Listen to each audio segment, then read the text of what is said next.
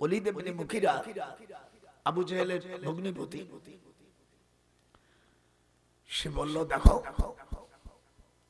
আমি সেনাবাহিনী প্রধান, বর্তমান আবু জেহেলের বাড়িটা এইটাই ছিল জেলখানা, এর নাম ছিল শোয়েব আবু তালেব। এটা হাত উঠান,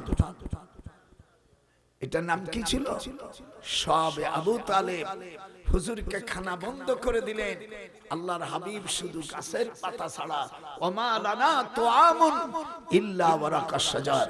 এখানে যারা হাদিস পড়েছে, দাওরা পড়েছে, কামেল পড়েছে, বুখারী শরীফের হাদিস, ওমা লানা, বলো ওমা লানা তুআমুন, তুআমুন মানে খাদ্য, ইল্লা ওয়ারাকাশ শাজার, গাছের পাতা ছাড়া হুজুর আর কিছু খেতে পারেনি। হুজুরের সঙ্গে আছে হুজুরের বিবি, আমাদের বড় আম্মা, নাম কি? খাদিজাতুল কুবরা। একটু জোরে কয় মুসলমানের সাল, কি ভয় লাগে নাকি? খাদিজার বিরুদ্ধে কিছু বদমাইশ আপত্তিকর কথা বলেছি, আমি মনে করি এরা জারদ সন্তান।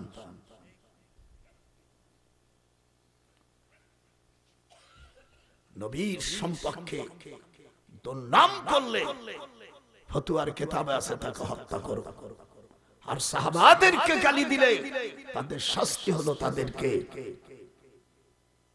পাথর মারো। শয়তান, খাদিজাকে তুই চিনিস? আল্লাহ রাব্বুল আলামিন আম্মা খাদিজাকে সালাম দিয়েছে, এটা কথা বলতে পারে? আল্লাহ তাআলা সালাম দিয়েছেন পৃথিবীর 4 জন মহিলাকে। জানেন এই 4 জন মহিলা কেডা? 1 নম্বর, আমার সাথে বলে, আমাদের বড় আম্মা খাদিজা।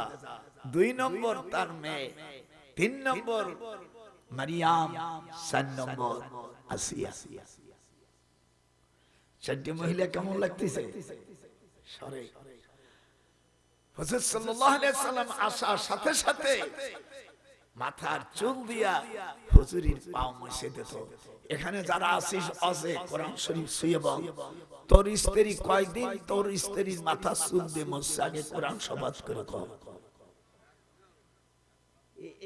এই গুণকে আবার ভাত খাওয়াও। আজকে যে ওয়াজ করব, আমার নাতিন বউরে কো, দাদা তো জানতাম না, সেজন্য তুই দোষী না, দোষী তোর স্বামী। কেন এইটি বলে দিল না?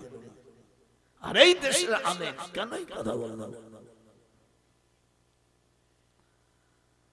হুজুর, হুজুরের কাছে আমার আম্মা জানেরা 11 জন 12 জন যাই বিবি ছিল যখন আসতো। এখনো আরব দেশে, আমি মিশরে বেশ কিছুদিন ছিলাম, ওই দেশের মেয়েরা যখন স্বামী আসে, আমার অনেক কলিগ তারা বলে, প্রফেসররা আসার সাথে সাথে মাথার চুল দিয়া আপন স্বামীর পাও মোছায়। কোন স্বামী?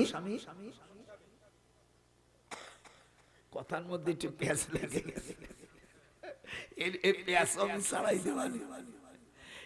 যারা বিবাহ করার পরে স্ত্রী গুলো বেশি দিন রাখিয়া বিদেশে থাকো না, তাহলে বুঝবা তোমার আমও গেছে। বাবা মাওলানা, আপন বউকে থুয়া তুমি বেশি বছর বিদেশ করো না, বিদেশ করিলে ফিরে আসে তুমি অরিজিনাল বিবি পাইবা না। বাবা ডক্টর মাওলানা নজরুল ইসলাম মাওলানা অনেক দিন বিয়া করে কেউ বিদেশ কইরো না। মাইকালা বুঝতেছিস? আজকে উড়াই দেব। আমার নাতি মুন্ডে দাদারে ঠিকই কইছি।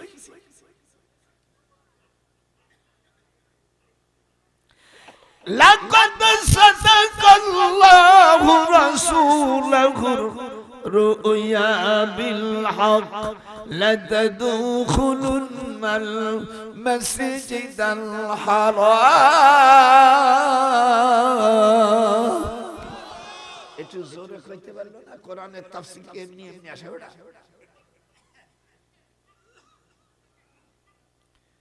দিনদার মহিলারা।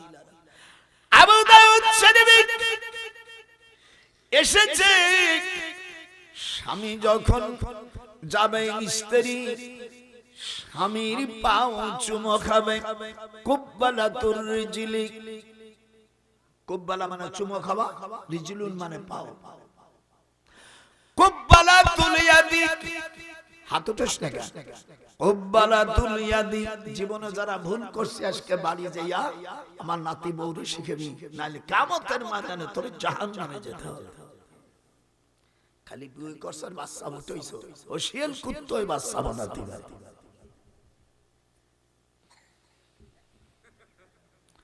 কুব্বালাতুল আইনাইনি, এটা পাবো কোন পৃষ্ঠায়? কোরআন হাতে রেখে বলছি, আবু দাউদ শরীফের মূল আরবি কিতাবে জিলদে সানি 709 পৃষ্ঠার হাদিস। আমি সকাল 7টা পর্যন্ত থাকবো, যদি 76 ভিতরে না থাকে ব্লেড দিয়ে আমার জিহ্বা কেটে ফেলে। থাকলে কি হবে? কুব্বালাতুর রিজলি, বলো। কুব্বালা মানে চুমো খাওয়া, রিজলুন মানে পাও। আল্লাহর হাবিব বলেন, স্ত্রী যখন স্বামীর হাতে চুমো দেবে, স্বামী যখন চুমো দিবে, দুইজনের পূর্বর জীবনের গুনাহ আল্লাহ মাফ করে দিবে।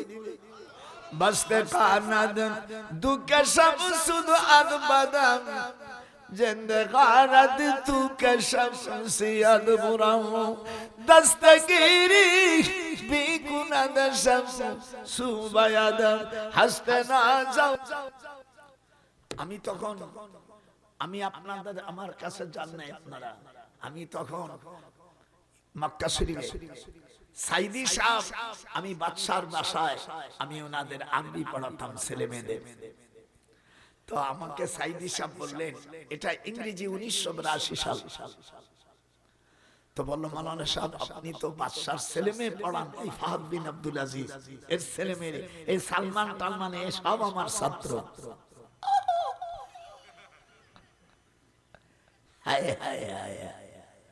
তা আমি বললাম, স্যার দুআই আশরিকনা আই হাযা উদখুলুল বাব আও ইয়ানি শাতরাল মসজিদুল হারাম। এটা আল্লাহু আকবার, আরো জোরে বলুন আল্লাহু আকবার। আই ইয়ানি মসজিদুল হারাম উদখুলানি, আমি যেতে চাই। উনি আমার মাথা হাত দিয়ে ওনার স্ত্রী পর্দার আড়ালে বললেন, আমার ছেলে মেয়েদেরকে মাওলানা সাহেব উনি কোরআন শরীফ পড়ায়, দয়া করে ওনাকে অনুমতি দেন। 3 জনের জন্য আমরা টিকিট পেলাম, একটা টিকিট পেলাম। প্রথম সাইদির নাম লেখলো, দ্বিতীয় আমি ডক্টর, আর রাজশাহী ইউনিভার্সিটি সাবেক ভাইস চ্যান্সেলর ডক্টর আব্দুল বারী। এটা হাত উঠান। উনি আহলে হাদিসের লোক হলো, অত্যন্ত ভালো মানুষ। আমি বললাম, ভাইয়া টিকিট তো পাইছি বৃহস্পতিবারে 3:42:08 3টে টিকিট পাই, চুমো খালাও। আপনারা হজ করতে যান, কাবার মধ্যে ঢুকতে পারেন? বাদশার হুকুম ছাড়া। লাতাদখুলুন্নাল, একটু পড়ো, লাতাদখুলুন্নাল মসজিদাল হারাম ইনশাআল্লাহু আমিনিন মুহাল্লিকিন। কি কথা! আমরা 3 ভাই 1982 সালে শুক্রবার সামনে দিন সকালবেলা কাবা শরীফে ঢোকার সময় একটা সিঁড়ি আছে, সেই সিঁড়ি সরাই থাকে। কাবার মধ্যে 3 জন ঢুকলাম। ঢোকার পরে সাইদি সাহেব বলেন, মাওলানা সাহেব আমরা তো কেউ কোনোদিন এখানে আসেনি, কি করব? আমলে কাবার ভিতরে মনে যেদিক চাই সেই দিক নামাজ পড়ো ফাইনামা তুআল্লু ফাসাম্মা ওয়াজহুল্লাহ। একটু কথা বলেন আল্লাহু আকবার। আল্লাহ কয় কাবার ভিতরে তুই যখন ঢুকবি আর কোন দিক নাই, তোর মন যেদিক চাই সেই দিক কাবা। দেখেন মার দুধ আমরা যখন খেয়েছি একবার এই ধারে মার পেটের উপর ওঠে আর ওই ধারে যায়, আবার মারে মারে আবার দুধ খায় আর মা ঘুমাইয়া। আমার দেশের কথা বলছি, গোপালগঞ্জের কথা। এই দেশে যদি না হয় আমার কথা 336 অনুচ্ছেদ বিধান আমার কথা উল্লেখ করলাম। মাকে কি চালান চালায় ছেলেরা, একবার দুধ খায় একবার মারে, প্রয়োজন হলে কোনো হুকুম টুকুম টাইম টেবল নাই, পায়খানা করে দিল। কথা ঠিক আছে? মার কলে আপনি আমি যখন কোনো টাইম আছে যে টাইমে আনবো, মনে চাইলো মারিয়ে দিলাম। এনে তুই কানে পেটে তুই জানে তুই সাফ কর, মেথরনির কাজ কর। ও মা মেথরিনি করলি আমারে, আমার সাথে কর। ও মা মেথরিনি করলি তুই আমারে, এই মাকে তুই কেমনে বললি?